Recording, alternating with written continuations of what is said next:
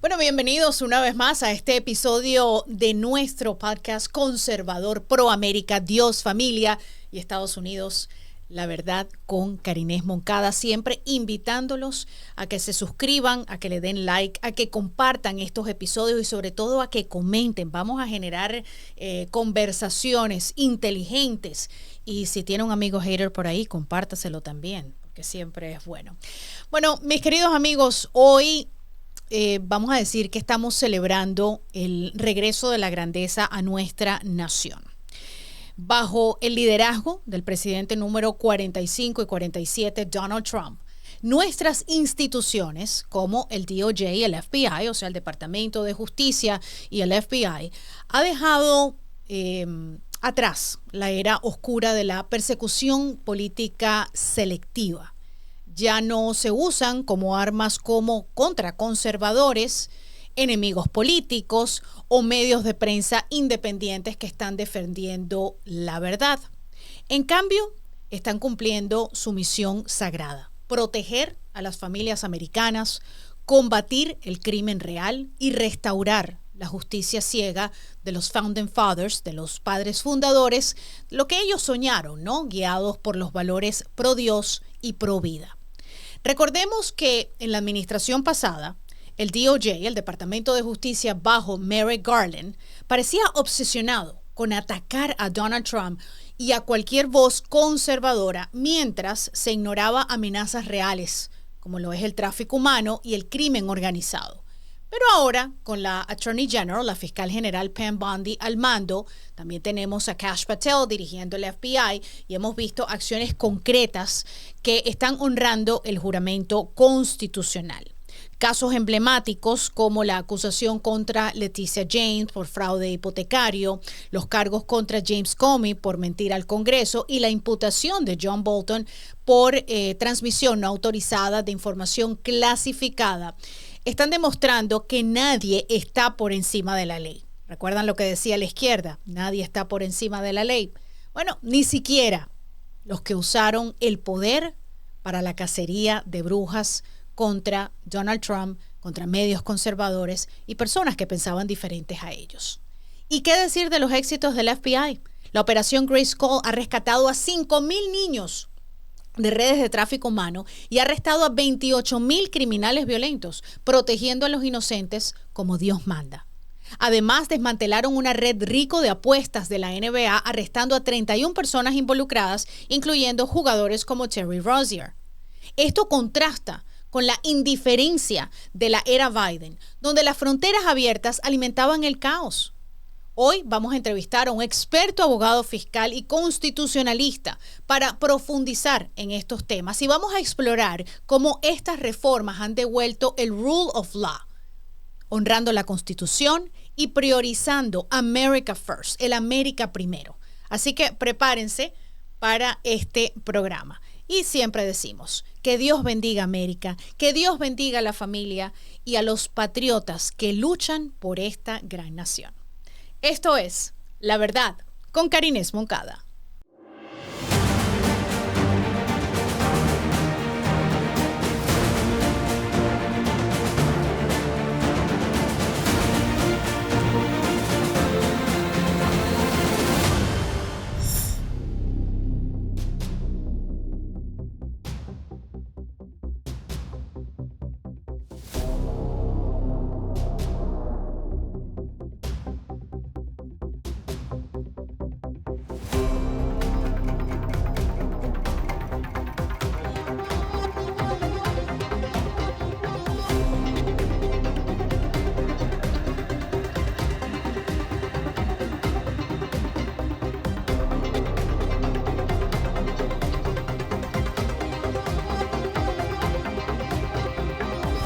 Gracias amigos por estar con nosotros aquí en La Verdad con Karines Moncada y hoy tengo el placer, el honor, es un invitado de lujo lo que ustedes van a escuchar, cátedra como digo yo. Él es una institución en materia de ley constitucional y el ejercicio del derecho y de la justicia y siempre es un gusto tenerlo conmigo, el abogado constitucionalista Nelson Rodríguez Varela. Abogado, gracias por ser parte de esta nueva faceta. ¿Cómo me le va? Gracias, Karina, muy bien. Es siempre un placer estar contigo, compartir con tu audiencia y muchas gracias por tu invitación. Gracias a usted, abogado.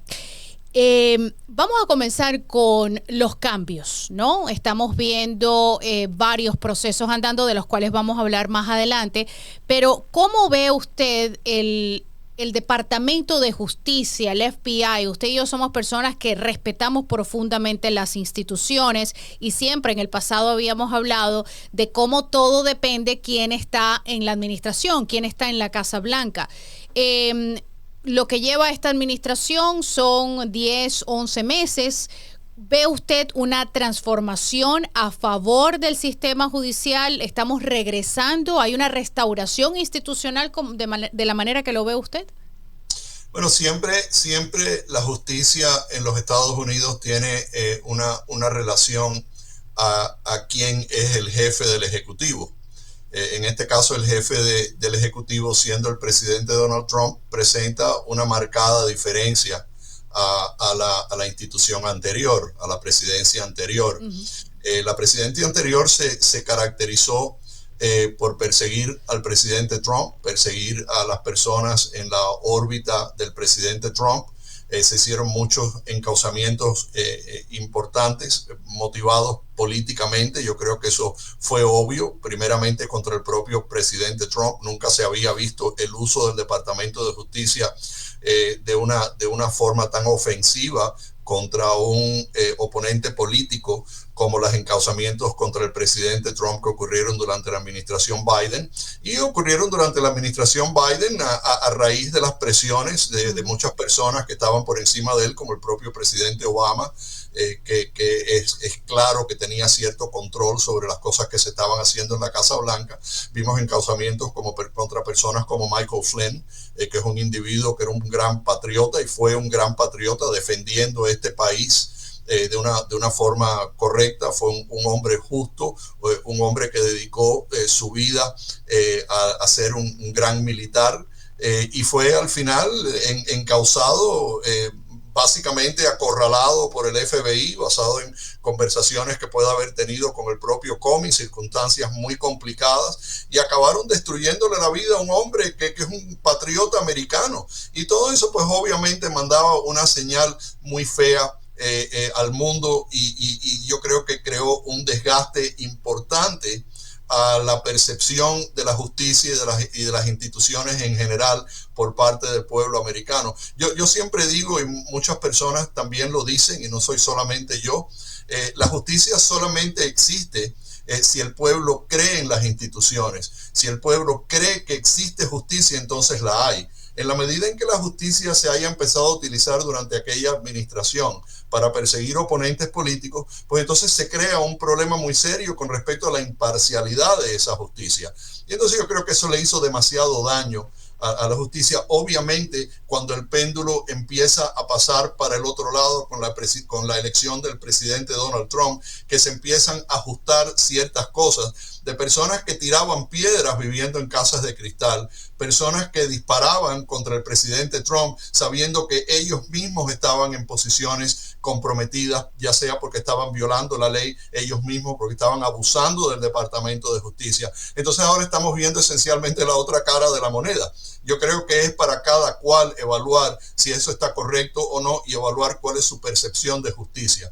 Pero lo que estamos viendo es personas que sabemos, basado en investigaciones, que participaron en ese uso del Departamento de Justicia como armas en contra de sus oponentes políticos, como el señor Comey, básicamente mintiendo en aplicaciones para intervenir llamadas telefónicas, intervenir informaciones de personas que estaban trabajando en la campaña de Donald Trump cuando firmaba y establecía affidavits para la corte FISA. Estamos viendo cómo intervino en la cuestión de la campaña donde decidió no acusar a Hillary Clinton cuando era claro que Hillary Clinton había utilizado ciertos elementos que eran de los Estados Unidos, esos servers para llevar a cabo ciertas conversaciones y ciertos trámites que se llevaron a cabo, la trama rusa y todas esas circunstancias que se trajeron a colación con la intención de hacerle daño a la campaña de Donald Trump. Pues ahora todas esas personas,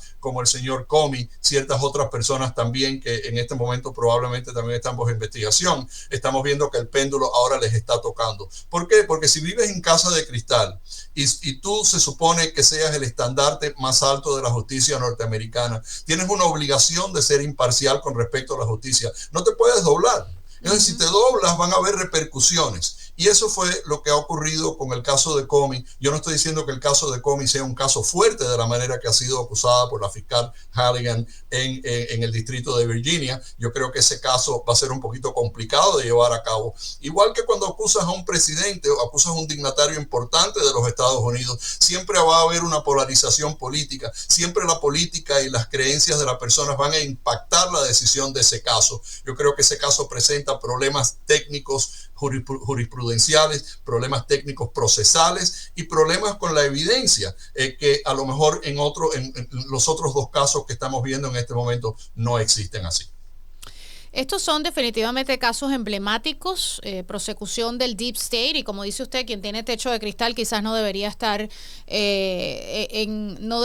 involucrado en estos procesos en contra del presidente Donald Trump. Sobre el indictment, la acusación formal federal contra Leticia James por mortgage fraud, o sea, fraude hipotecario, ¿representa, cree usted, abogado, esto el fin de la inmunidad prosecutorial para fiscales como la señora James, que violaron la 14 enmienda persiguiendo en aquel entonces el candidato Donald Trump y asegurando de que iba a ser, porque esta señora, recordemos, amigos oyentes, televidentes, que esta señora hizo campaña diciendo que ella iba a encarcelar a Donald Trump? O sea, yo eso nunca lo había visto yo en este país, y ahora pues enfrenta estos cargos y esta investigación.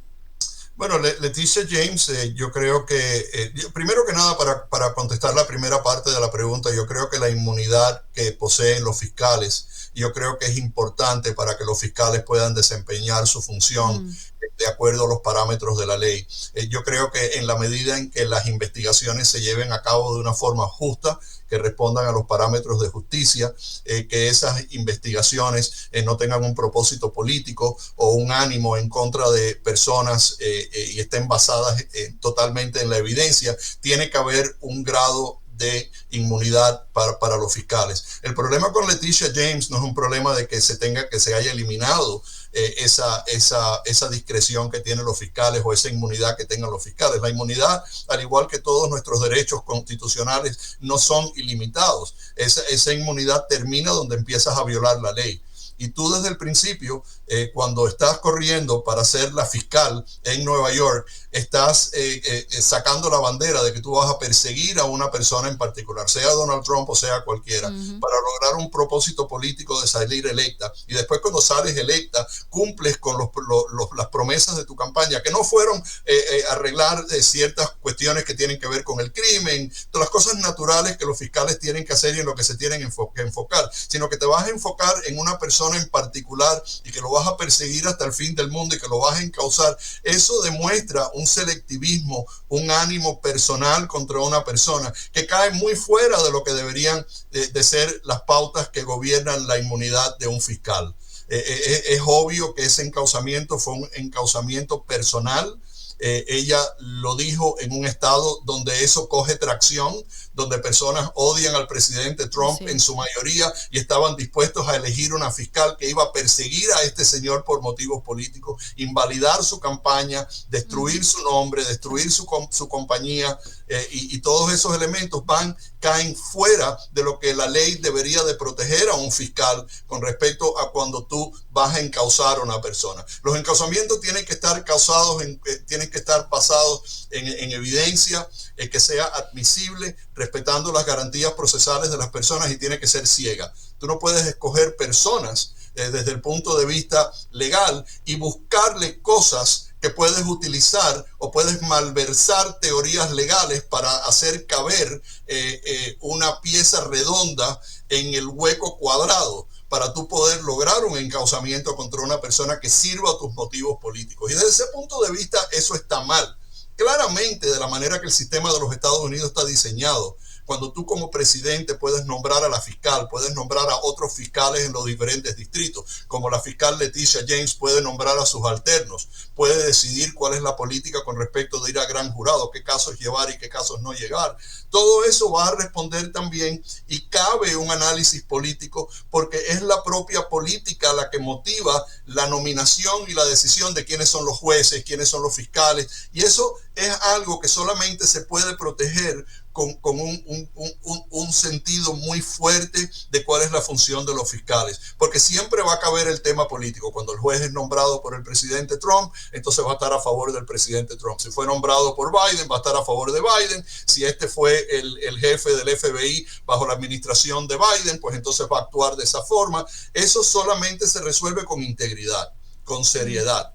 Las instituciones nunca han sido los problemas en este país. Son las personas las que malversan y los que destruyen la imagen de los estandartes más importantes de los Estados Unidos, porque son las instituciones lo que apuntalan nuestra democracia. Y en la medida en que eso se abuse, vamos perdiendo y vamos desvaneciendo la fortaleza que tienen los Estados Unidos basado en sus propias instituciones. En el caso de Leticia James, es una decisión personal, es obvio que fue una decisión personal, y como todos los demás, si vives en casa de cristal, ten cuidado. Si ella está engañando al Estado con respecto a tomar ventaja de ciertas posiciones financieras, dando declaraciones falsas en aplicaciones para tú poder conseguir préstamos para una casa, tú estás diciendo ciertas cosas, como por ejemplo que tú la vas a ocupar cuando en realidad es una propiedad de inversión, una cosa como esa. Tú tienes que ser más claro que el agua clara.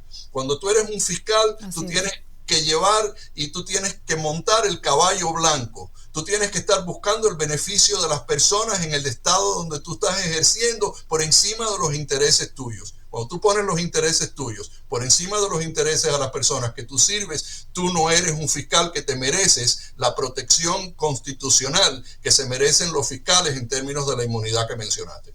Totalmente de acuerdo, doctor. Incluso los políticos también, si usted tiene el rabo de paja, como dicen por ahí, quizás no eres una persona indicada para postularte, porque te van a buscar hasta debajo de la tierra, como dicen por ahí. En el caso de James Comey ha enfrentado cargos por mentir al Congreso, y en las últimas horas se han recibido 2 denuncias, esto de acuerdo con el medio The Daily Caller, ante los colegios de abogados tras ser acusado de obstrucción a la justicia y de realizar declaraciones falsas ante el Congreso. Las denuncias fueron presentadas por el Centro para el Avance de la Seguridad de Estados Unidos. Instan a los colegios de abogados de Nueva York y Virginia a investigar a Comey y a aplicarle las medidas disciplinarias pertinentes. O sea, puede complicársele el caso a James Comey. Esta vindicación, por decirlo de alguna manera, del informe Durham demuestra que el sistema está funcionando, o sea, que se está aplicando la ley a quien no la cumpla y al que haga persecución selectiva, en este caso de James. Yo creo que es así, tiene que ser así. Yo creo que cuando tú violas la ley, tiene que haber repercusiones, particularmente cuando tú eres el líder de una de las instituciones más poderosas que tienen los Estados Unidos en términos de servir al Departamento de Justicia. Y yo creo que si hubo una violación criminal, yo creo que esa violación criminal se debe perseguir. La historia de los Estados Unidos es una historia que tiene como trasfondo la seriedad de las instituciones, y como tal necesitamos personas que sean serias con respecto a la aplicación de la ley. El jefe del FBI es una persona que tiene un poder inmenso, igual que tienen los fiscales federales, son poderes inmensos, poderes que solamente se pueden chequear con una contabilidad de que tú lo estás ejercitando de una forma ecuánime, de una forma correcta. Y cuando tú actúas de cierta manera, pues entonces yo creo que estás poniendo la mano en la candela y que pueden pasar cosas. Muchas de la conducta de Comey, que se podría decir que es conducta delictiva, o se podría alegar, o que se podría haber acusado, ya no se puede hacer por la expiración de los términos límites de esa conducta por todo el tiempo que ha pasado. Solamente se le está acusando de haber mentido en el Congreso.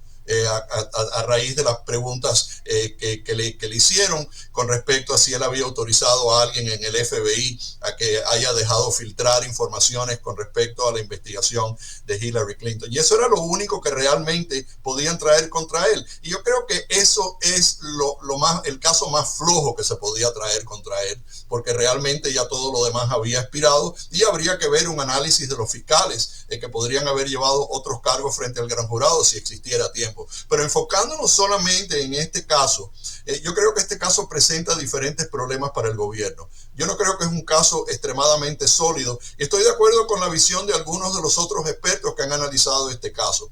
Primero, la pregunta que le hicieron a Comey con respecto a si había permitido a alguien el FBI que filtrara esta información es una pregunta un poco ambigua y la respuesta va a depender de cómo Comey interpretó esa pregunta. Si él interpretó esa pregunta con respecto a si se referían al señor McCabe, entonces eso es una cosa que se puede tomar en consideración, que la respuesta que él dio es una respuesta que en su estimación era la respuesta correcta. Si él había pedido que McCabe actuara de esa forma, y entonces no contraviene nada de lo que haya dicho McCabe. Y es interesante que durante esta investigación, alegadamente dicho por McCabe, nadie habló con él con respecto a qué era lo que se había hablado, qué era lo que se había utilizado. Se revela entonces que la persona número 3 en el indictment es este individuo Daniel Richman, que en un momento determinado trabajó en el FBI y ahora trabaja como profesor en una universidad, y es un poco ambiguo si realmente la pregunta tenía que ver con McCabe o tenía que ver con Daniel Richman. Desde el punto de vista de poder establecer una obstrucción o una mentira al Congreso, la solidez y la falta de ambigüedad de la pregunta es muy importante. Y más importante que eso es la forma en que la pregunta se podría haber interpretado para propósitos de dar una respuesta. En esa parte yo creo que es un poco flojo lo que se le está alegando a Comey, aunque puede que haya causa probable para haber presentado este indictment dependiendo de la forma que la fiscal Halligan haya manejado el gran jurado con respecto a la evidencia que se le presentó y cómo se le presentó. Valga que Halligan no tiene absolutamente ninguna experiencia como fiscal, y cuando se estaba hablando del fiscal anterior que se le expiró el tiempo, y una vez que se le expiró el tiempo básicamente renunció en ese cargo, poner entonces a Halligan para que comenzara otro periodo de 120 días antes de que el Senado pudiera confirmar el fiscal en ese distrito de Virginia, yo creo que no es una interpretación correcta de cuánto tiempo tú puedes tener un fiscal interino ahí. Y es muy posible que se pueda establecer que la corte pueda dictaminar que la fiscal Halligan, que llevó a cabo esta acusación, no tenía el poder legal debido a que su nominación y su función como fiscal interina estaba fuera del tiempo que marcaba la ley. Yo creo que ese es el punto procesal y el punto legal más importante que tienen los abogados en este caso. Además de otros puntos que tienen que ver con respecto a encausamiento selectivo, que fue seleccionado por el presidente debido a un ánimo personal. Uh-huh. Hemos visto durante los últimos días que se han presentado 2 amicus briefs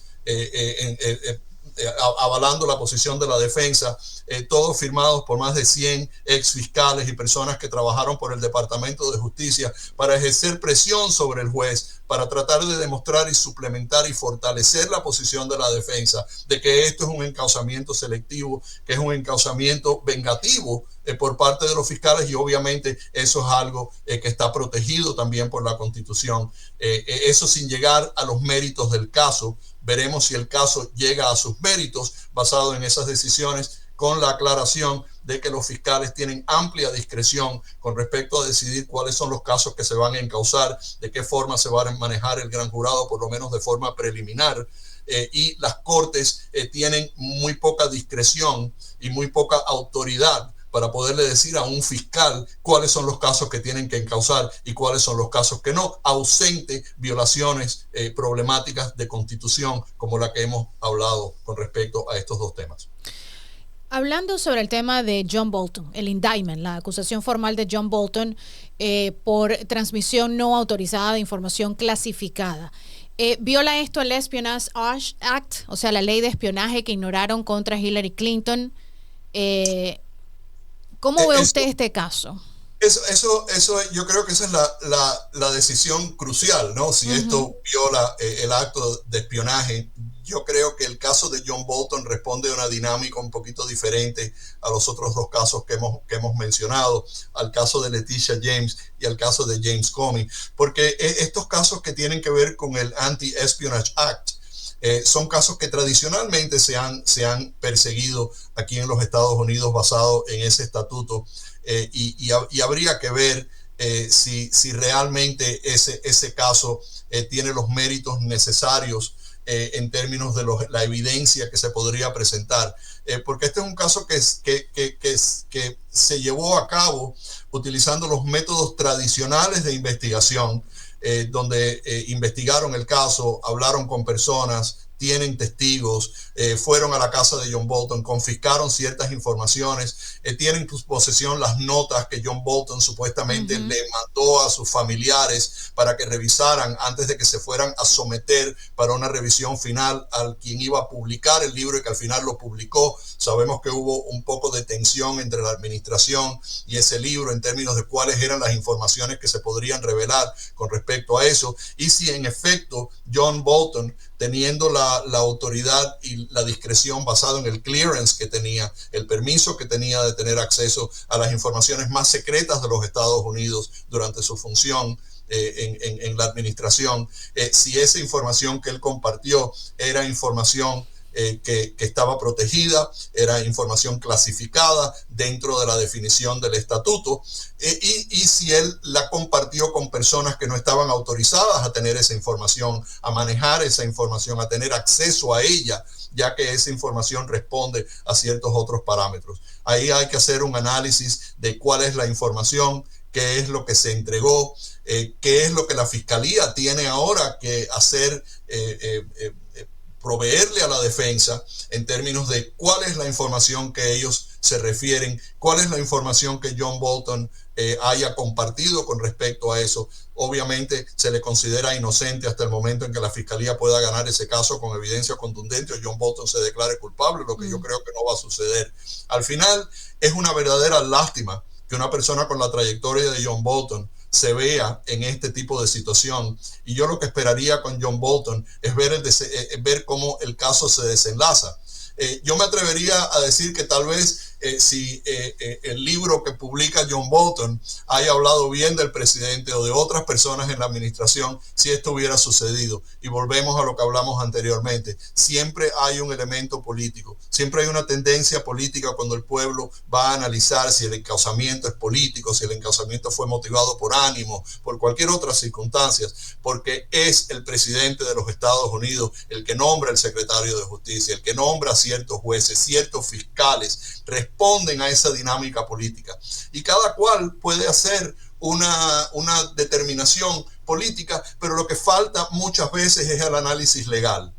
¿Desde qué punto de vista se analizan estas investigaciones, estas pruebas, la admisibilidad de estas pruebas? Y por eso es que tenemos juicios en los Estados Unidos. Por eso es que el juicio procede una vez que las determinaciones legales se hayan hecho por parte del juez. La determinación en el caso de John Bolton es un poquito diferente a los demás casos, ya que responde a un cuerpo de evidencia y ciertas informaciones que son clasificadas o no son clasificadas, o se compartieron con personas no autorizadas o sí se compartieron con personas no autorizadas. En la preparación de ese libro, cuando se utilizan ciertas notas que contienen esa información, acuérdate, no son los documentos clasificados necesariamente, sino las notas de John Bolton tomadas en el contexto de su servicio durante el tiempo en que estuvo en función, que están en el punto de la evidencia en este momento, y hay que saber cuáles fueron las evidencias, y eso todo responde a un proceso donde ahora la Corte tiene que determinar de qué forma se le van a hacer esas evidencias a la defensa, de qué forma se pueden revisar, bajo qué circunstancias se pueden divulgar, porque todas esas pruebas y todas esas evidencias y todos esos escritos y documentos siguen estando clasificados y la Corte tiene una obligación de protegerlo. Así que yo esperaría un poco antes de tomar decisiones políticas o decisiones sobre la evidencia en el caso de John Bolton. Es una lástima que John Bolton, con todo su servicio a esta nación, esté en esa posición. Sí, el libro creo que no fue una buena decisión, pero bueno. ¿Sabes lo que pasa, Karina? Y eso es un punto importante lo que acabas de decir. Si fue una decisión o no fue una buena decisión. Yo creo que si tú estás en esa posición, como John Bolton, como Comey, personas que todos después que terminan quieren escribir un libro, quieren ser parte de la conversación, quieren ser parte de la retórica, sí, quieren tener algo que decir con respecto a esas cosas. Yo creo que cuando tú sirves a tu nación en esas capacidades, tú tienes que estarte tranquilo y dejar que sean los demás los que juzguen esas posiciones. Ponerte a escribir libros y ponerte a divulgar informaciones después de que tú acabas tu servicio, yo creo que es una equivocación y yo creo que es algo que corta en contra de la independencia del Departamento de Justicia y de tu servicio como a cualquier administración. Y que son cargos que yo los veo como cargos que requiere tu absoluto secreto, ¿no? O sea, son cosas que no se deben divulgar. Y escribir libros, ya eso se ha convertido en una modalidad. La gente gana millones y millones de dólares y prácticamente es como que estás quemando el rancho que en algún momento te dio de comer. Eso es un dicho muy, muy criollo. Es como que si usted en 10 años se retira o en 20 años se retira y decide escribir un libro y revelar todos los casos que han sido absolutamente mantenidos en secreto, porque ese es su trabajo. Usted, en el caso de nosotros, usted no conversa de absolutamente nada conmigo y a pesar de que podemos tener una agradable conversación, no hablamos de otras personas, de otros casos. De eso se trata su trabajo. Y yo creo que estas personas llegan a esa posición y uno espera eso de ellos como hace décadas atrás en este país. Así es, totalmente de acuerdo. En el caso de todos estos casos, la gente, yo creo que la temperatura que tú recoges en la calle, la audiencia, lo que te escriben, es que la gente quiere ver que alguien vaya a la cárcel. ¿Ok? Claro, tiene que pasar por su debido proceso. Pero en la era de Biden se atacó a Donald Trump con 91 indictments, o sea, acusaciones formales. Se le quería ver metido en la cárcel al costo que fuese, para que no se convirtiera en el presidente número 47. Muchos de estos casos prácticamente, y como usted lo dijo en su momento, se cayeron por no ser casos sólidos. ¿Hay alguna manera, y esto se lo he preguntado yo en el pasado, hay alguna manera de ponerle un ironclad, o sea, de prevenir de que esto vuelva a suceder en el futuro, sea con una administración azul, con una administración roja, de proteger y de que no se utilice el sistema para atacar a los oponentes? Eso sería ideal. En un mundo perfecto. Pero la tendencia no es esa.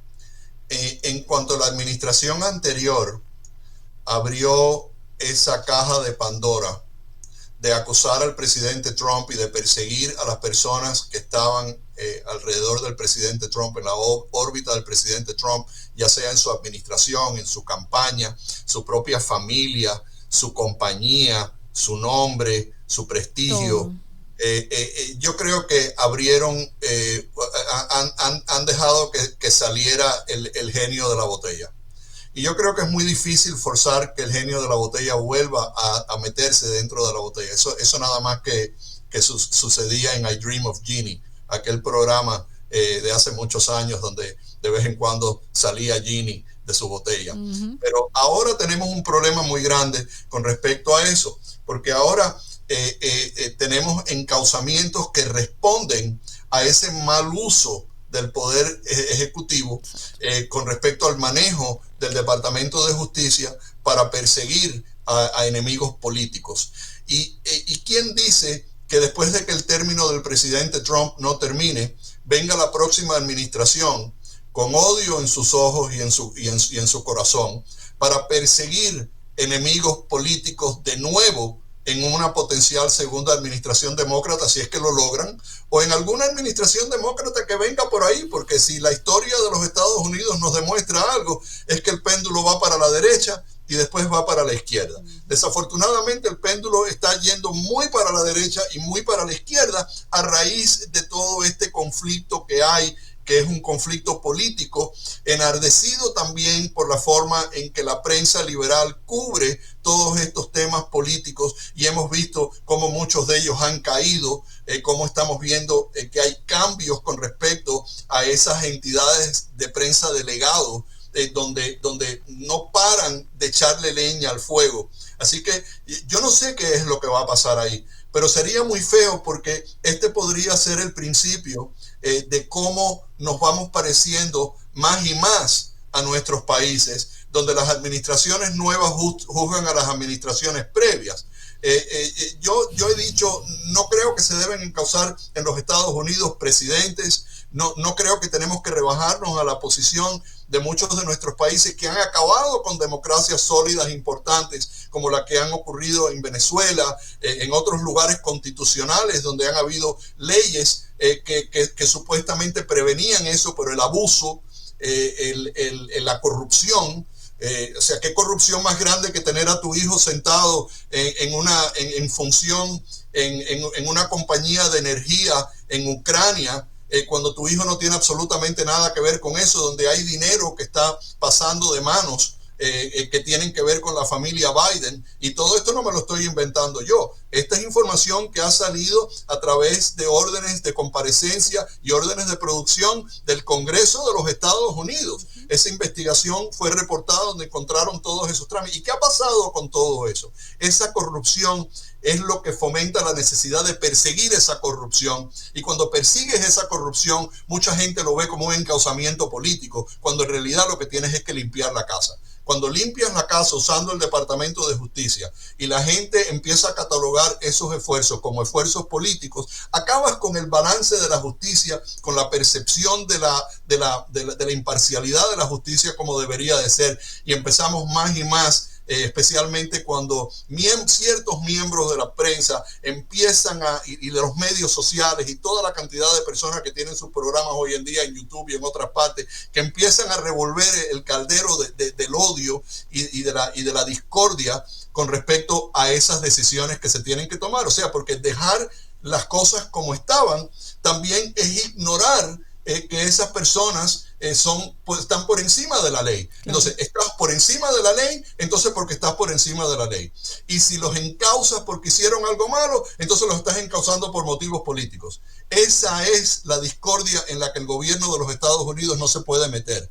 La democracia es muy frágil y no puede sobrevivir esos problemas, y esa forma de actuar y esa percepción pública no es bueno para los Estados Unidos, no es bueno para nuestra democracia. Y como dices, no sé si hay vuelta atrás, ¿no? Porque los tiempos han cambiado. Pero bueno, hay que empezar con respetar, hay que empezar con ser menos partisano y más americano, hay que empezar con hacer su trabajo. Los congresistas y los senadores que mandamos a Washington nos representan a nosotros, no se representan ellos, y hay que hacer todo lo posible porque hay una contabilidad. Yo no puedo entender cómo es posible que en esta gran nación tengamos un paro del gobierno que interfiere con todo. Olvídate de la posición republicana y la posición demócrata. Estamos hablando de que el gobierno de los Estados Unidos no puede estar en paro. Es el gobierno de los Estados Unidos. Hay una responsabilidad de que el gobierno de los Estados Unidos funcione como debe funcionar. Que haya una responsabilidad fiscal. Y si no es una responsabilidad fiscal con la democracia, que sea una responsabilidad fiscal con las personas que viven. Pero no se pueden poner de acuerdo. Es imposible que se pongan de acuerdo. Porque si uno dice A, el otro dice B. Si dice C, C. No, yo no voy a votar a no ser que tú restituyas todos los planes de Obamacare y que tú des todo. No, es que no hay una forma de llegar a un consenso. Y me parece a mí que ellos están debatiendo entre lo que les interesa a ellos y no lo que nos interesa a nosotros. Hablando sobre el FBI bajo Kash Patel ha desmantelado una red RICO. Red RICO, para ustedes, amigos oyentes, quizás que nos escuchan desde otros países, es la ley contra organizaciones corruptas influenciadas por el crimen organizado. Esto ocurrió en el tema de las apuestas de la NBA ligada a la Cosa Nostra, arrestando a jugadores, alrededor de 30 personas. Y también tenemos el caso de Operación Grayskull, que son el arresto de 28,000 criminales violentos y 5,000 niños rescatados de lo que es el tráfico humano, el human trafficking. esto ha sido una de las promesas cumplidas de esta administración, de proteger a los inocentes. ¿Cómo contrasta el FBI de Kash Patel con casos de explotación infantil, arrestos, hallazgos masivos, con el FBI de Christopher Wray, que ignoró el tema de las fronteras abiertas, ignoró el tráfico humano a través de los carteles de drogas? Hay una marcada diferencia. Hay una marcada diferencia porque esta administración está haciendo lo que tiene que hacer con respecto a que el FBI responda a esas necesidades de los Estados Unidos. Tú no estarás de acuerdo con todo al 100%, pero tú estás de acuerdo con la política y la importancia de la misión que tienen que llevar estas autoridades. Uh-huh. El FBI tiene la obligación de hacer ciertas cosas y de investigar ciertos casos, y lo están haciendo después de que la administración previa había dejado todos esos objetivos importantes. El presidente de los Estados Unidos está autorizando misiones en el Caribe para prevenir el narcotráfico y para prevenir también el enriquecimiento ilícito de todos estos gobiernos totalitarios que no son ni socialistas ni nada, son delincuenciales. Son bandas de delincuentes en Venezuela y en Cuba y en Nicaragua que, porque tienen sanciones por todas partes, se tienen que abastecer de dinero de alguna forma, y el narcotráfico y el lavado de dinero es la mejor forma de hacerlo, y es exactamente lo que están haciendo. Y este presidente está tomando el toro por los cuernos, como había que hacer hace tiempo. Había que tener la fortitud mental y para poder tomar estas decisiones difíciles, para poder aguantar las críticas que se están presentando contra el presidente Trump y contra la función que él está llevando a cabo. Y yo creo que son objetivos importantes. Cerró la frontera, está frenando hasta cierto punto con esta función el narcotráfico, está peleando contra el enriquecimiento ilícito de nuestros enemigos en la región. Está imponiendo sanciones contra gobiernos que están desestabilizando el mundo y están abusando de pueblos, como en Cuba, como en Venezuela, como en todos estos otros lugares que hemos hablado previamente, y en Europa también. Está incentivando a los europeos para que los europeos tomen función en su propia defensa, en las responsabilidades que tienen que tener de defender sus países y los países amigos. Yo creo que el hombre está haciendo lo que tiene que hacer, pero no lo puede hacer solo. Y tiene la prensa encima, los demócratas encima, todo el mundo criticándolo constantemente. Pero yo estoy de acuerdo con su función. Yo creo que lo tiene que hacer, y yo creo que si no lo hace, no estuviera haciendo su trabajo. Y él prometió hacer las cosas que está haciendo. A nadie le debería de tomar como sorpresa lo que el presidente Donald Trump está haciendo, porque esto fue guerra anunciada. Sí, él dijo que lo iba a hacer y lo está haciendo. Y yo creo... Y algo que no estamos acostumbrados, un político que cumpla con todas las promesas que hace. Y que diga lo que piensa. Entonces el hombre dice lo que piensa, y entonces es esto, es aquello. Lo puedes criticar todo lo que tú quieras, pero yo me siento más seguro en los Estados Unidos de Donald Trump que en los Estados Unidos de Joe Biden. Definitivamente, eso no nos cabe en la menor duda. Por cierto, considera que ha sido brillante esta maniobra, o sea, no sé si maniobra es la palabra correcta, pero... antes se pedía que se fuese contra los dictador de Cuba, dictador de Venezuela, Nicaragua. Ahora se está yendo contra el jefe máximo de un cartel de la droga que tiene esta organización que no solamente llega droga aquí desde Venezuela y desde los lugares donde se produce, pero que también tiene una red internacional que está conectada con Hezbollah, con Al Qaeda. O sea, esto es una red que va más allá de solamente paqueticos de droga y barcos que están en el mar Caribe. O sea, considera que esta estrategia de haber declarado a esta organización como una organización terrorista ha sido la clave para llegar a donde hemos llegado hoy en día. Pues claro, mira, la droga no va a parar de venir. Mientras haya un consumo de droga, la droga va a encontrar su forma de entrar en los Estados Unidos. Pero atacarlo de esta forma no es necesariamente atacar el flujo de droga. Yo creo que el flujo de droga va a mermar hasta cierto punto, va a disminuir hasta cierto punto con estas iniciativas. Lo que logra esta iniciativa es el enriquecimiento de estos carteles, que no son carteles normales de la droga, son jefes de gobierno que se han convertido en narcotraficantes para poderse enriquecer y perpetuarse en el poder.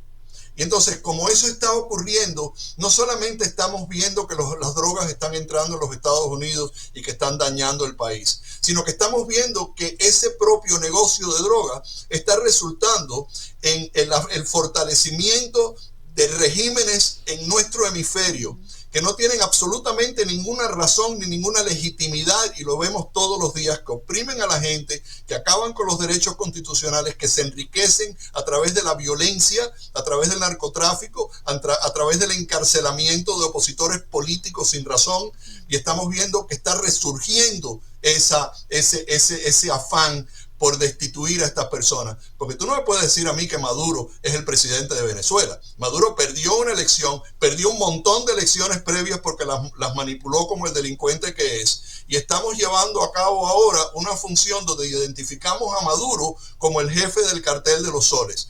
Y tendrá que ver con ciertas partes del crimen o otras partes de la conspiración, pero al final se está beneficiando él, Diosdado Cabello, todos esos delincuentes que tienen el yugo sobre Venezuela. Cuba por muchos años también se ha enriquecido con el negocio ilícito, el lavado de dinero, las violaciones que existen en Cuba por parte de las violaciones de las leyes OFAC, con todas estas licencias que el gobierno anterior y otras administraciones le han dado a personas que mandan para Cuba y para otros países materiales prohibidos para el consumo de esos regímenes, catalogándolo como que esa mercancía va para personas que no están afiliadas con el gobierno. Eso también se tiene que investigar. Aquí se está violando mucho las leyes que tienen que ver con las leyes del embargo, las leyes que tienen que ver con las licencias que se están dando para ciertos propósitos para poder exportar a esos países. Porque la verdad es que, por ejemplo, en Cuba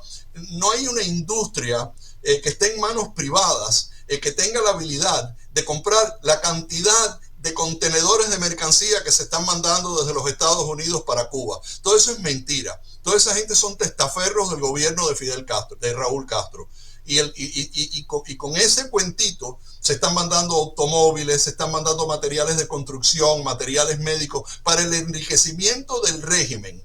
No para el enriquecimiento del pueblo, porque todavía, si a ti se te parte una pierna y tú eres una persona de a pie en Cuba, tú no vas a tener el mejor servicio médico. Pero si el gobierno recibe todo esto que recibe de los Estados Unidos y de otras partes, en violación del embargo, debido a la manipulación de las licencias del Departamento del Tesoro, para lograr enriquecerse recibiendo mercancía que no debería de estar recibiendo y que viola las leyes del embargo que está impuesto en este país contra Cuba y contra otros por muchos años. Entonces hay muchos problemas, Karine. No es solamente el problema de la droga que enriquece a nuestros enemigos y a esos regímenes, que perpetúa por año tras año esos regímenes con todos los abusos sin respeto al pueblo. Entonces, al final del día, ellos se han buscado toda una forma de poder darle la vuelta al embargo. La gente te dice, el embargo no funciona porque el embargo lleva tantos años y mira que no funciona. Claro que no funciona porque nadie lo respeta. Ni la comunidad europea lo ha respetado por muchos años,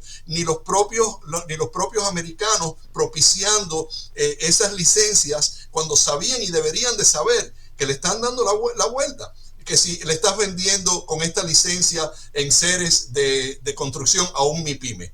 La creación de las MIPYMES es una idea de la dictadura. Totalmente. La dictadura está buscando a ver cómo puede conseguir lo que no puede conseguir por vías legales. Y todo eso perpetúa las dictaduras en nuestro hemisferio. Se han mantenido durante todo este tiempo porque tienen ayuda y porque son unos delincuentes. Esa es la verdad como un templo. Totalmente. Y una de las cosas que está pasando con esta administración, abogado, es que nos estamos dando cuenta de muchas cosas que no sé si estaban ocultas a propósito o simplemente nadie las investigaba. Por ejemplo, usted estaba hablando de lo del cierre del gobierno.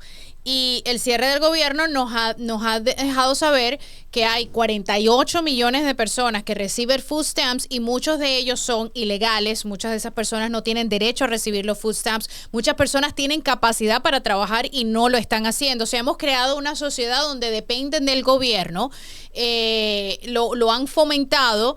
Y quizás este es el momento de que la gente diga, ok, si yo tengo manos y pies, tengo que salir a trabajar y no depender del gobierno. Y eso lo crean ciertos tipos tipos de administraciones, pero estamos averiguando de todo el dinero que se enviaba a otros países para cosas que no beneficiaban a los Estados Unidos. Al final del día es nuestro dinero, el dinero de los ciudadanos. Entonces muchas cosas se están descubriendo bajo esta administración. Incluso yo creo que la gente se sorprende cuando ven la cantidad de lanchas que, a pesar de lo que está haciendo esta administración, continúan cruzando. Imagínense todas las lanchas que cruzaron en los últimos años y no teníamos ni la menor idea. Simplemente veíamos las cifras de muchachos en este país muriendo por el consumo de drogas. Sí, y yo creo que es importante recalcar que el gobierno de los Estados Unidos tiene que reabrir. Totalmente. Pero si te pones Totalmente. a ver, los republicanos proponen reabrir el gobierno con ciertos recortes fiscales y tienen sus ciertas posiciones. La parte demócrata ya no es una parte demócrata centrista. Estamos viendo que el Partido Demócrata en muchos aspectos lo gobierna esa intransigencia de extrema izquierda que hay entre muchos de los legisladores. Y lo que ellos piden no tiene nada que ver con lo que hace falta realmente en este país para abrir. Entonces, tú no tienes suficientes votos para poder lograr que pase lo que tiene que pasar para que el gobierno pueda reabrir. Yo no soy un experto en términos de cómo se legisla. Yo nunca he tenido aspiraciones para legislar. No me considero una persona apta para guiar este país, porque yo creo que tiene que haber otras personas que conocen mucho más de estos temas. Yo soy un simple abogado, pero si tú te pones a ver estas cosas desde el punto de vista del pueblo, el pueblo necesita que el gobierno se reabra y que las peticiones que hagan los gobernantes de este país, nuestros representantes y senadores de republicanos y demócratas, se pongan de acuerdo para que esto pueda suceder. Y el problema es que no se pueden poner de acuerdo porque las peticiones que tienen cada uno hacia el otro son peticiones imposibles en términos de esta polarización que existe. Hay más partidismo que americanismo. Y eso es bastante nuevo y se ha exacerbado mucho más, y mientras más tiempo pasa, peor se pone. Así que yo creo que es verdad lo que dices. Se han descubierto muchas cosas. Siempre tiene que haber una mano de los Estados Unidos que le dé ayuda a las personas que las necesitan. Siempre hay personas que van a necesitar ayuda. El sistema de ayuda a las personas necesitadas es importante para cualquier superpotencia. La ayuda externa también es importante para cualquier superpotencia, porque tenemos más que los demás, entiendo. Pero tenemos una deuda interna enorme. Es una deuda interna que nosotros tenemos que ponerla bajo control. Sí. No se puede seguir gastando. Si tú en tu casa tienes 500 pesos, tú no te vas de vacaciones a Europa, porque eso te va a costar 10,000 pesos, pero lo pides prestado y nunca tienes dinero para pagar. Los Estados Unidos es exactamente lo mismo. Hay que tener ahora mismo cierto grado de austeridad.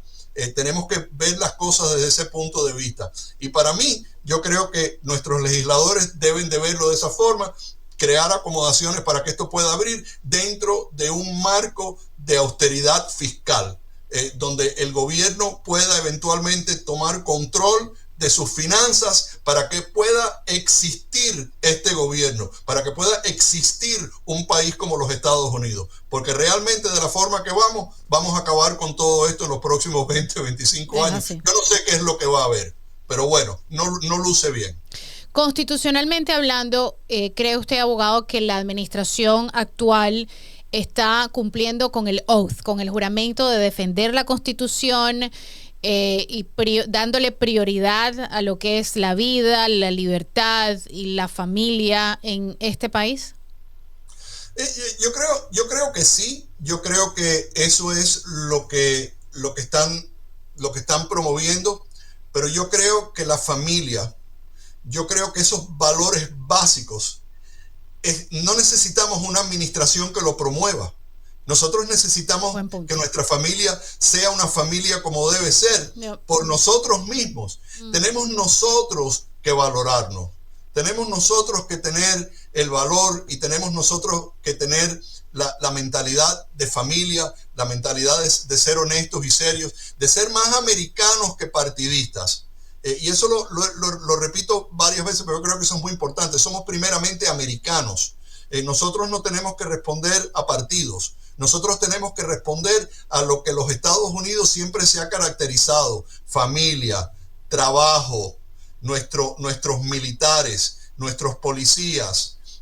Tú sabes lo que es que te guste o no te guste lo que están haciendo con respecto a estas funciones de inmigración, que cada vez que se baja un oficial de inmigración en un lugar le caen a palos. Eso no es la forma americana. La forma americana no es violencia. La violencia política, la violencia social. Hemos visto 2 ataques contra el presidente, el ataque contra Charlie Kirk, el ataque en California contra el esposo de la congresista, se me olvida el nombre de ella en este momento. Pelosi.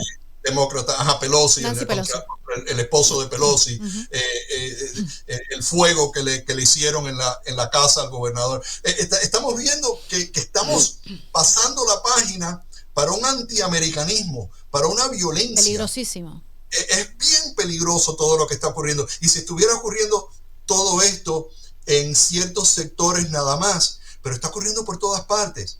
2 personas no se pueden hablar sin discutir. 2 personas no se pueden hablar sin insultarse. No hay argumentos, hay insultos, hay posiciones. Eso tiene que cambiar. Tenemos que bajar el tono, pero no necesitamos que el gobierno nos diga que bajemos el tono. Pero, el tono lo tenemos que bajar nosotros. No, yo estoy totalmente de acuerdo con eso. Todo comienza en casa, pero ayuda cuando tienes una administración que tiene el FBI rescatando niños que están siendo abusados, traficados. Cuando tienes una administración que cierra las fronteras, porque este desastre que estamos viendo es porque se dejaron durante 4 años las fronteras abiertas.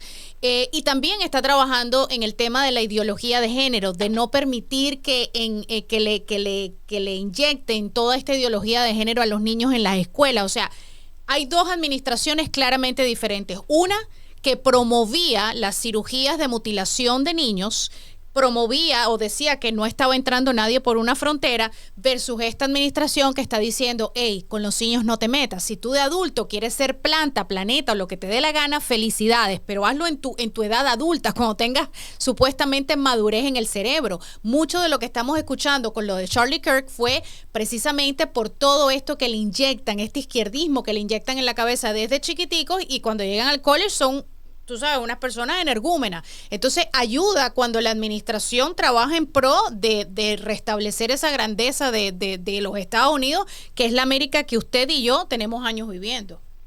Sí, ayuda. Y por ejemplo, vemos quiénes son los que en gran medida respaldan la inmigración ilegal. Pues hay un montón de entidades que supuestamente son sin fines de lucro, pero que reciben millones de dólares del gobierno de los Estados Unidos para acomodar a los inmigrantes ilegales. Habían motivaciones antes para que cualquier cantidad de inmigrantes entraran de forma ilegal a los Estados Unidos, porque había muchos beneficios. Y esos beneficios los pagaba el gobierno de los Estados Unidos a través de ciertas organizaciones sin fines de lucro. Pero esas administraciones sin fines de lucro recibían una cantidad de dinero inmenso, que son los que están en contra de las posiciones inmigratorias del presidente Donald Trump. Entonces, al final, estamos hablando de dinero, estamos hablando de billete. Cuando tú ves, por ejemplo, el problema que está ocurriendo ahora con respecto a estos jugadores de básquetbol, lo que mencionaste anteriormente, el arresto del FBI en este caso de apuestas, yo nunca me hubiera imaginado, cuando era más joven, que siempre me interesó la pelota, siempre fui muy fanático de Pete Rose, mi padre también, y tuvimos mucho que ver con la pelota. Tu padre narraba, ¿no? Tu padre narraba. Mi papá narraba, mi papá fue comentarista deportivo en Sí. Cuba y en Puerto Rico también, y cubría la pelota. O sea, tenemos un poco que ver con eso. Está en la sangre. Está en la sangre. Está en la sangre. Que tú pudieras escuchar que FanDuel es el website o es el proveedor de apuestas de Major League Baseball.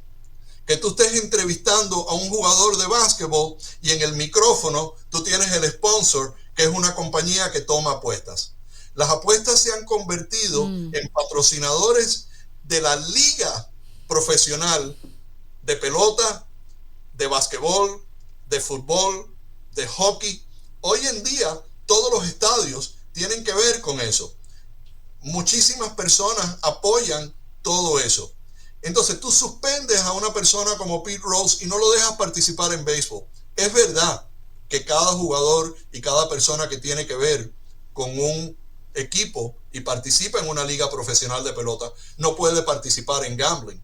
Pero si tú permites que se asocien las ligas que gobiernan esos equipos profesionales deportivos, entonces tú estás permitiendo, tú estás implícitamente diciendo, hey, está bien, estás dejando que se acerque la miseria de las apuestas a un deporte que supuestamente tiene que ser pura competencia.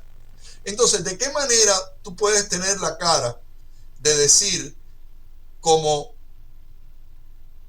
dicen constantemente, de que tú estás en contra de las apuestas, que tú estás en contra de las apuestas en el deporte, cuando tú estás viendo que el deporte se está corrompiendo precisamente porque estás aceptando el dinero de esas entidades como sponsors de la liga y los diferentes elementos atribuibles ahí? Es una dualidad, porque el dinero y la corrupción acaba con todo. Entonces, un deporte que es puro, vas a traer eso. Tú quieres entonces, por otra parte, permitir que hombres participen en deportes de mujeres y te fajas por eso. Hay cosas que yo creo que deberían de ser totalmente lógicas, donde nadie debería de estar de acuerdo con eso.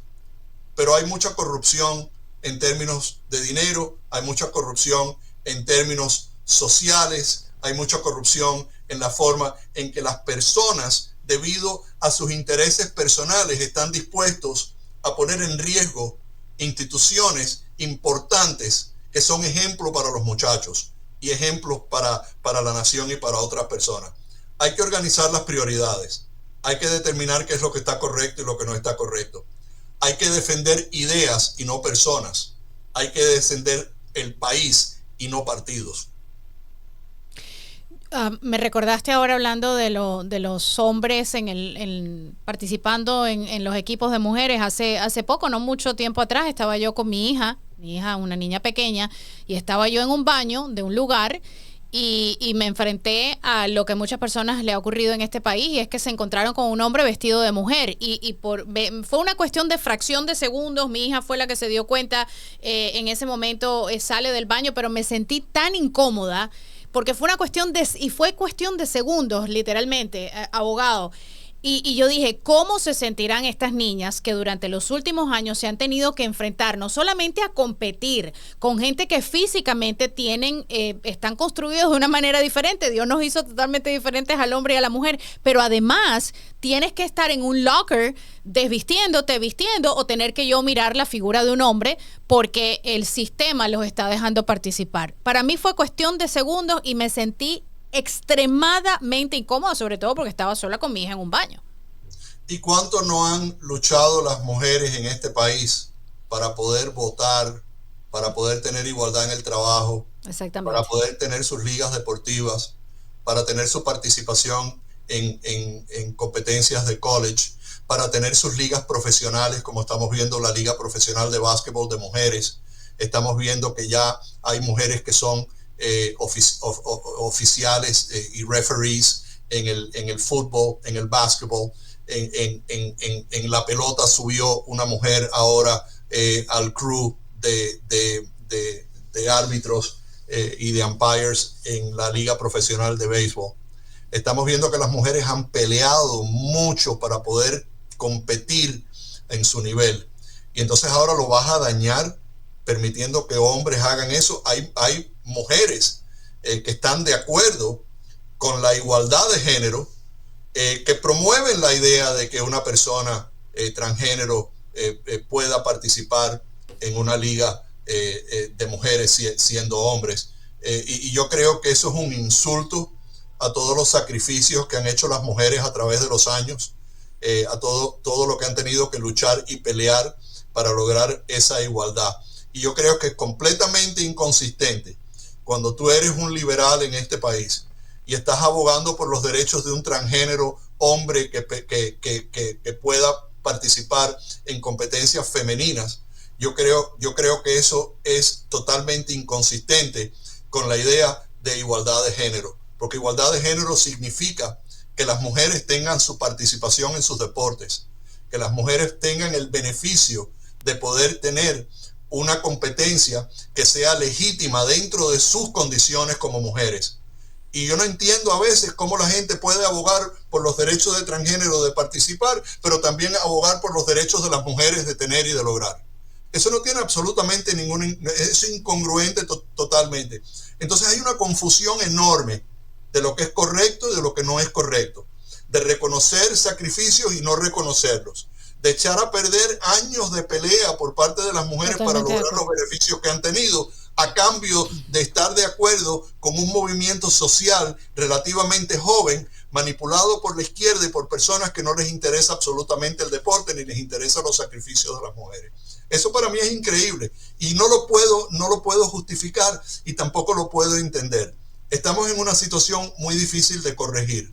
Hemos pasado a un nivel donde no sé exactamente lo que tiene que pasar para que estas cosas se puedan. La administración está haciendo todo lo que puede con esto, pero esto está dentro de cada una de las personas de resolverlo. Y hasta que no veamos las cosas desde esa perspectiva, yo no sé si socialmente nosotros podemos sobrevivir a este problema. Estamos viviendo tiempos complicados, pero bueno, aquí seguimos adelante protegiendo esta gran nación, porque al final del día muchos de nosotros vinimos aquí para amar esta nación, para protegerla y para que nuestros hijos puedan crecer en un lugar seguro. Y así como usted no entiende esa parte, yo tampoco entiendo a la gente que viene acá, no gusta de este país, no gusta de esta nación, critica a las instituciones, critica a la policía, simplemente porque están haciendo su trabajo como lo demanda la ley. Abogado, muchísimas gracias por su tiempo, siempre es un gusto, un honor tenerlo en el programa, gracias por ser parte de La Verdad con Karina Moncada, pero le voy a pedir un favor, la próxima vez no me diga que usted es un simple abogado, usted es de los mejores abogados constitucionalistas de este país, para mí el mejor, así que no vuelva a decir eso, un simple abogado, abogados simples hay allá afuera, créame. Gracias, Karina, es un placer estar con ustedes. Gracias.